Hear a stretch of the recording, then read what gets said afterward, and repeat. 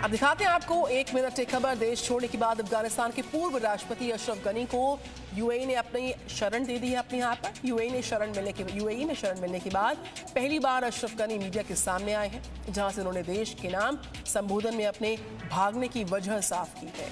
एक रिपोर्ट। अफगानिस्तान में तालिबान के कब्जे के बाद अफगानिस्तान के पूर्व राष्ट्रपति देश छोड़ने के बाद पहली बार दुनिया के सामने आए। अफगानिस्तान के पूर्व राष्ट्रपति अशरफ गनी देश छोड़ने के बाद संयुक्त अरब अमीरात में हैं, जहां से उन्होंने देश के नाम संबोधन में अपने भागने के पीछे की वजह बताई। अपने संबोधन में गनी ने कहा है कि मैं मरने से नहीं डरता, लेकिन मैं वहां रहता तो दुनिया एक और अफगान राष्ट्रपति को मरते देखती और एक और शर्मनाक त्रासदी दोहराती। इसीलिए मैं वहां नहीं रुका, क्योंकि अगर वह देश में रुक जाते तो वहां हिंसा बढ़ जाती।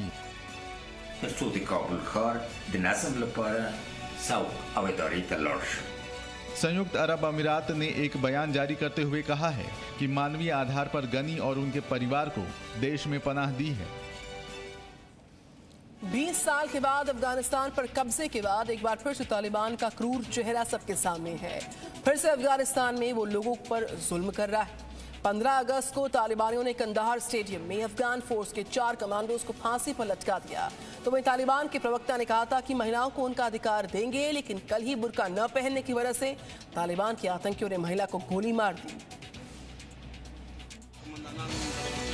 अफगानिस्तान में बंदूक और हथियारों के दम पर कब्जा जमाने वाले तालिबान को लेकर जो डर था वो अब साफ देखने को मिल रहा है। अफगानिस्तान से अब तालिबान की क्रूरता की तस्वीरें सामने आने लगी हैं। तालिबान ने कंधार स्टेडियम में अफगान सेना के 4 बड़े कमांडर्स को फांसी पर लटका दिया है। मारे गए चारों कमांडर्स में एक कमांडर हाशिम रेगवाल भी थे, जो जनरल अब्दुल राजिक के खास कमांडर्स में शामिल थे। तो वहीं 20 साल बाद सत्ता में लौटा तालिबान महिलाओं को लेकर बड़े बड़े दावे कर रहा है, लेकिन उसके दावों में कितनी सच्चाई है उसकी गवाह है ये तस्वीरें, जहां एक महिला को बुर्का न पहनने की वजह से तालिबान के आतंकियों ने उसे गोली मार दी। उधर काबुल में भी महिलाओं को डर सता रहा है कि तालिबान उनकी आज़ादी छीन लेगा। महिलाओं ने तालिबानियों के खिलाफ विरोध किया। वर्ष 1996 में जब तालिबान ने अफगानिस्तान पर कब्जा किया था, तब भी तालिबान ने महिलाओं के नौकरी करने पर पाबंदी लगा दी थी और यही डर महिलाओं को फिर सता रहा है। अफगानिस्तान पर तालिबान के कब्जे के बाद वहां से उसके आतंक की तस्वीर लगातार देखने को मिल रही है। काबुल की सड़कों पर बंदूकों के साथ गश्त करते नजर आए तालिबानी, जो बंदूक के दम पर शांति बहाल करना चाहते हैं। ऐसे में सवाल उठना लाजमी है कि क्या बंदूक के दम पर कभी अमन और शांति आ सकती है। ये तस्वीर अफगानिस्तान में शांति बनाए रखने का दावा करने वाले तालिबान का सच बयां कर रही है। इस वीडियो को देखकर आप तालिबान के आतंक का अंदाजा लगा सकते हैं। काबुल की सड़कों पर तालिबान के लड़ाके गश्त कर रहे हैं। बंदूक के दम पर शांति बहाल करने और हालात को सामान्य करने की बात करने वाले तालिबान का यही तरीका है। जो गाड़ियां कभी अफगान पुलिस की हुआ करती थी, उनमें अब तालिबानी आतंकी घूम रहे हैं। तो वहीं तालिबान के खिलाफ पिछले कुछ सालों से जंग लड़ रही बल्ख प्रांत की गवर्नर सलीमा मजारी को तालिबान ने बंधक बना लिया है। सलीमा मजारी अफगानिस्तान की पहली महिला गवर्नर हैं।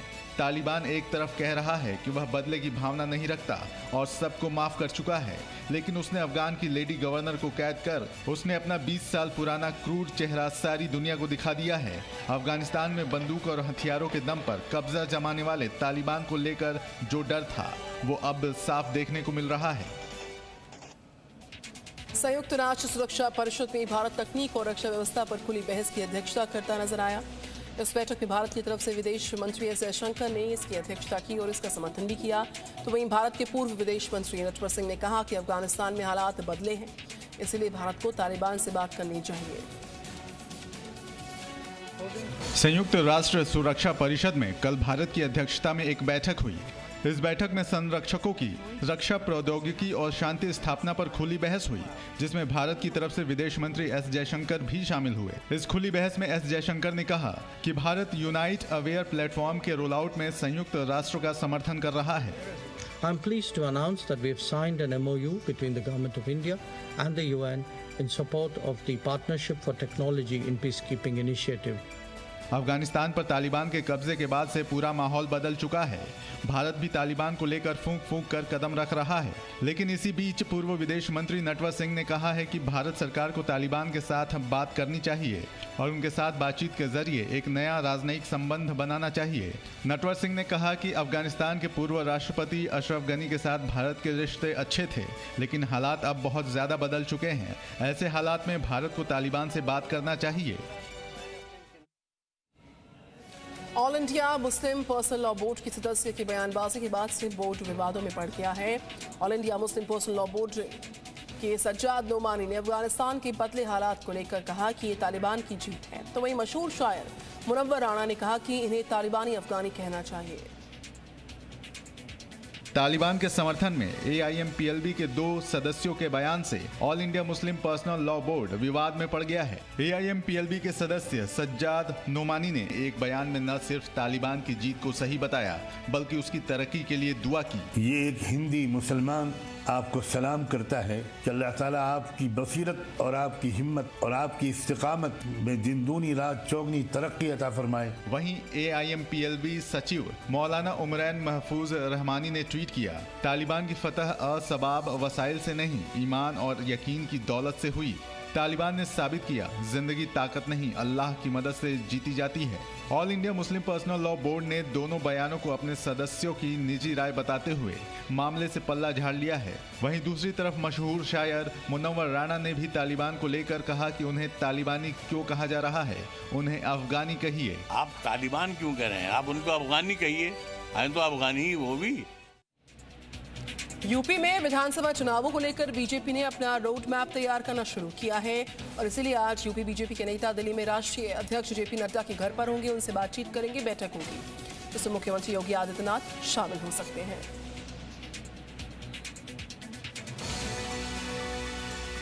बीजेपी ने उत्तर प्रदेश में होने वाले आगामी विधानसभा चुनाव को लेकर अपनी तैयारियां शुरू कर दी हैं और इसीलिए आज दिल्ली में यूपी के बीजेपी नेताओं की एक बड़ी बैठक होने वाली है, जिसमें शामिल होने के लिए यूपी बीजेपी अध्यक्ष स्वतंत्र देव सिंह और संगठन मंत्री सुनील बंसल दिल्ली पहुंचे। ये बैठक बीजेपी अध्यक्ष JP नड्डा के घर आज शाम को हो सकती है। इस बैठक में शामिल होने के लिए उत्तर प्रदेश के मुख्यमंत्री योगी आदित्यनाथ भी दिल्ली आ सकते हैं। उत्तर प्रदेश में होने वाले आगामी विधानसभा चुनाव को देखते हुए ये बैठक काफी अहम मानी जा रही है। विधानसभा चुनाव को लेकर आगे की रणनीति तैयार की जाएगी।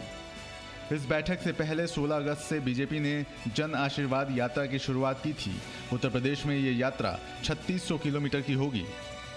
यात्रा के दौरान संबंधित जिलों के विधायक, सांसद और राज्य सरकार के मंत्री भी मौजूद रहेंगे।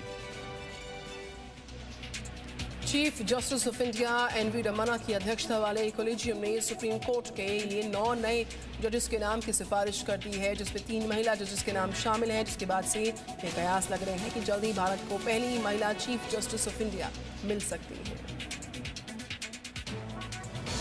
Chief justice of India NV Ramana की अध्यक्षता वाले कॉलेजियम ने सुप्रीम कोर्ट के लिए 9 नए जजों के नाम की सिफारिश कर दी है। इन नामों में 3 महिला जजों के नाम भी शामिल हैं, जिसके बाद कयास लगाए जा रहे हैं कि पहली बार कोई महिला जज चीफ जस्टिस ऑफ इंडिया बन सकती है। कॉलेजियम की ओर से दिए गए नामों में 4 हाई कोर्ट के चीफ जस्टिस हैं। इन नामों का चयन 17 अगस्त को NV रमन्ना की अध्यक्षता वाली कॉलेजियम की बैठक के बाद तय हुआ है। जस्टिस नरीमन और जस्टिस नवीन सिन्हा के रिटायरमेंट के बाद सुप्रीम कोर्ट में जजों की संख्या 25 रह गई है। इन 9 नामों को अगर मंजूरी मिल जाती है तो सुप्रीम कोर्ट में चीफ जस्टिस ऑफ इंडिया को मिलाकर जजों की संख्या बढ़कर 34 हो जाएगी। तत्कालीन चीफ जस्टिस रंजन गोगोई के 19 मार्च 2019 को रिटायरमेंट के बाद से सुप्रीम कोर्ट में किसी नए जज की नियुक्ति नहीं हुई है। उत्तर प्रदेश में कोरोना का जो संक्रमण है वो उसको देखते हुए 1 सितंबर से सरकार ने स्कूल्स को खोलने का फैसला कर लिया है। एक रिपोर्ट। उत्तर प्रदेश में कोरोना के कम होते संक्रमण को देखते हुए उत्तर प्रदेश सरकार ने स्कूल खोलने को लेकर बड़ा फैसला लिया है। 6ठी से 8वीं कक्षा की ऑफलाइन क्लास 23 अगस्त से शुरू होगी। वहीं 1ली से 5वीं कक्षा की क्लासेस 1 सितंबर से शुरू होंगी। सरकार ने कहा है कि कोविड प्रोटोकॉल का कड़ाई से पालन करते हुए ऑफलाइन पढ़ाई शुरू होंगी। बेसिक शिक्षा विभाग कोविड-19 प्रोटोकॉल के मुताबिक स्कूलों को गाइडलाइन जारी करेगा। उत्तर प्रदेश में 16 अगस्त से ही माध्यमिक, उच्च और व्यावसायिक शिक्षण संस्थानों में 50% क्षमता के साथ क्लासेस शुरू हो गई हैं। हर जगह क्लासेस 2 शिफ्ट में चलेंगी ताकि छात्रों में कोरोना के संक्रमण का कोई खतरा ना हो। साथ ही साथ स्कूल आने वाले छात्र अभिभावक की अनुमति के बाद ही स्कूल में पढ़ाई के लिए आ सकेंगे। इसके साथ साथ स्कूल आने वाले सभी छात्रों को मास्क पहनना अनिवार्य होगा। आइए खबरों में आगे बढ़ते हैं। गुजरात के सोमनाथ में प्रधानमंत्री नरेंद्र मोदी कल कई सारी परियोजनाओं का शिलान्यास करने जा रहे हैं। एक रिपोर्ट।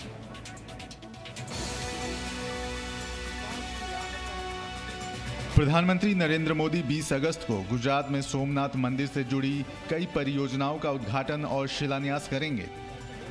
प्रधानमंत्री शुक्रवार सुबह 11 बजे वर्चुअल कॉन्फ्रेंस के जरिए कार्यक्रम से जुड़ेंगे और परियोजनाओं को समर्पित करेंगे।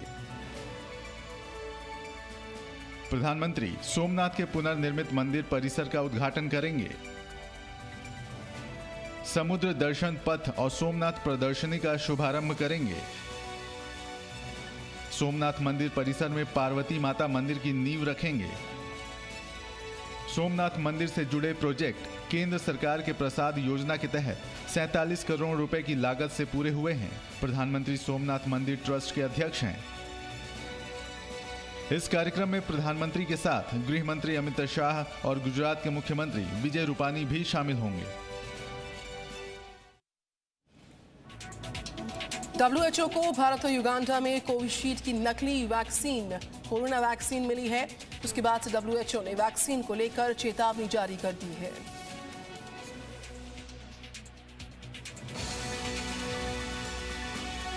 विश्व स्वास्थ्य संगठन को भारत और युगांडा में कोविशील्ड की नकली कोरोना वैक्सीन मिली है, जिसके बाद WHO ने वैक्सीन को लेकर चेतावनी जारी की है और कहा है कि नकली कोरोना वैक्सीन की पहचान करके इसे तुरंत नष्ट किया जाना चाहिए। नकली वैक्सीन दुनिया भर में लोगों की सेहत से जुड़ा बड़ा खतरा है। बैच नंबर और एक्सपायरी डेट के जरिए इस नकली वैक्सीन की पहचान की गई, जिसे WHO के global surveillance and monitoring system ने पकड़ा है। मुंबई की लाइफलाइन कही जाने वाली लोकल ट्रेनों में धीरे धीरे लोगों की भीड़ बढ़ने लगी है।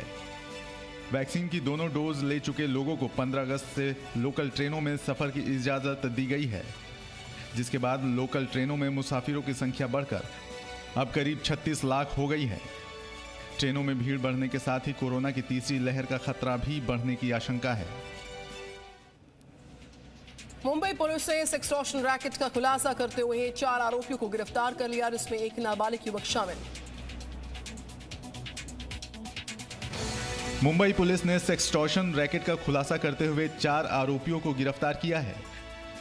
इस गिरोह ने एक्सटॉर्शन में 258 लोगों को फंसाया था, जिसमें बॉलीवुड समेत टीवी के 100 सितारे भी शामिल हैं।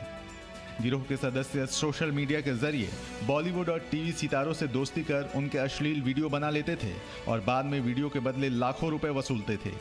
विक्टिम ने आके हमें कंप्लेंट दी थी कि उसको एक्सटॉर्शन के रैकेट में फंसाया जा रहा है और उसके मॉड किए हुए वीडियोस या फोटोज लेके जो आरोपी है वो उनको पैसे की डिमांड कर रहे हैं। ये आरोपी बाद में वीडियो के ग्रैब, ट्विटर, डार्कनेट और टेलीग्राम जैसे सोशल मीडिया प्लेटफॉर्म पर दूसरे लोगों को बेच दिया करते थे। मुंबई पुलिस ने नागपुर, ओडिशा, गुजरात और कोलकाता से जिन 4 आरोपियों को पकड़ा, उनमें 2 आरोपी पेशे से इंजीनियर हैं, जबकि 1 आरोपी नाबालिग है। Presenting B News app available on Google Play and App Store. Download it now.